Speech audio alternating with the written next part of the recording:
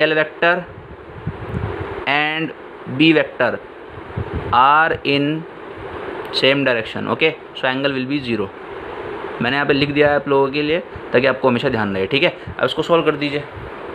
तो मेरा final expression आया है close integral of B D L cos 0 degree is equals to mu not times of the current enclose by this surface. Okay, अब हम क्या करते हैं, ज़रा समझिए इसको भी।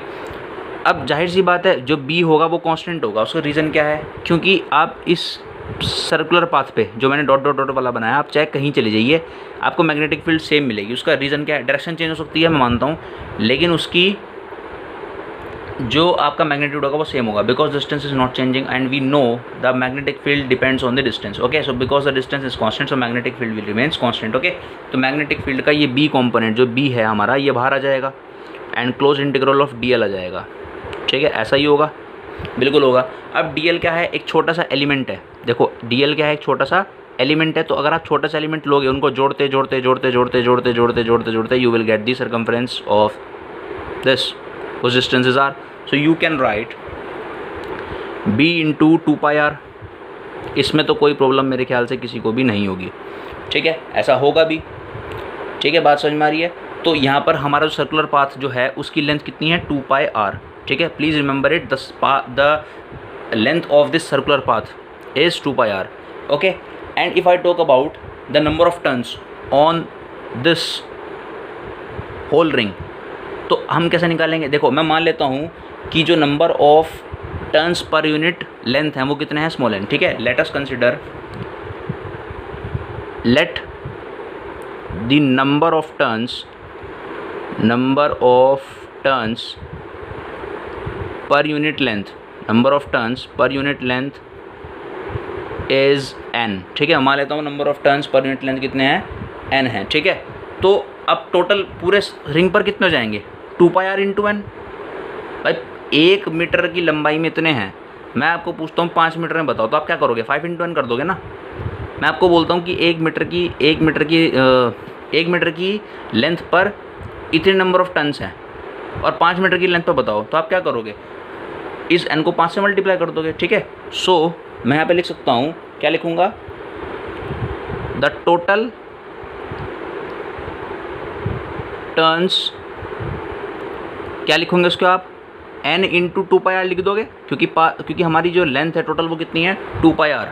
ओके, तो हम यहाँ लिख देंगे। मेरी बात समझ में आ रही है। ठीक है, और if I talk about the current enclose by this surface, current enclose by this surface, तो आप क्या कहोगे, तो आई करंट जो है हमारा, if I talk about the current I is flowing in the this wire. Okay, एक यहाँ से लाके यहाँ तक आई फ्लो कर रहा है, मेरे को पता है फ्लो कर रहा है, लेकिन अगर मैं पूरे में निकालना चाहूँ, ठीक है, इस पाथ द्वारा पाथ की वजह से जो क्लोज किया हुआ है उसने करंट, वो कितना होगा, उसको भी मैं ऐसे लिख सकते हैं, n into 2πr into I. Okay, so the total current enclosed by the path, यहाँ पर लिख लीजिए, the total current enclosed bye path, इसको आप क्या लिखोगे, इसको आप सिंपल लिखोगे n into 2πr। Okay, n into 2πr into उसको मल्टीप्लाई कर दो करंट से, you will get the total current enclosed by this path. Okay, बात समझ में आ रही है। ठीक है, तो अब आपको कुछ नहीं करना है, आपको कुछ भी नहीं करना है, आपको जस्ट ये टोटल करंट आ गई, ये टोटल करंट है हमारी, और ये है हमारी टोटल करंट ही है, तो इसको उठा के इधर डाल दीजिए। ठीक है, इसको उठा के इधर डाल दीजिए, तो अब कितना आएगा भाई, ये आ जाएगा आपका। देखो आप इसको कंपेयर कर दो, तो b इंटू, ध्यान समझना, बहुत इंपॉर्टेंट चीज़ बताने वाला हूँ, b into 2πr is equals to mu not तो है ही, और i की जगह क्या आया, i की जगह क्या आया, ये वाला करंट। ठीक है, क्योंकि मेरे को यहाँ पर वो करंट रखनी है, इसमें i वो है जो एनक्लोज कर रहा है ये वाला सर्कल, तो उसको निकालने के लिए मैंने इसको मल्टीप्लाई किया n इंटू 2πr को, क्योंकि जितने ज़्यादा लपेटे होंगे उतनी करंट बढ़ेगी। तो हमको वो लपेटे चाहिए जो इस एनक्लोज पाथ में एनक्लोज हुए हैं। मेरी बात समझ में आ रही है, बहुत इंपॉर्टेंट चीज़ है। ठीक है, तो म्यू नॉट इंटू आई की जगह लिखोगे n into 2πr into I. ठीक है, so this expression should be putting into this current. Okay, तो इसको सॉल्व कर दीजिए, 2πr से 2πr पूरा कैंसिल हो जाएगा and B is equals to mu not N I, ठीक है। So this is the expression for calculating the magnetic field inside the toroid, okay. Please remember it, very very important, okay, बहुत important है, ठीक है। अब हम क्या करते हैं, अब हम बढ़ते हैं आगे, ठीक है। तो आगे बढ़ते हैं, ठीक है।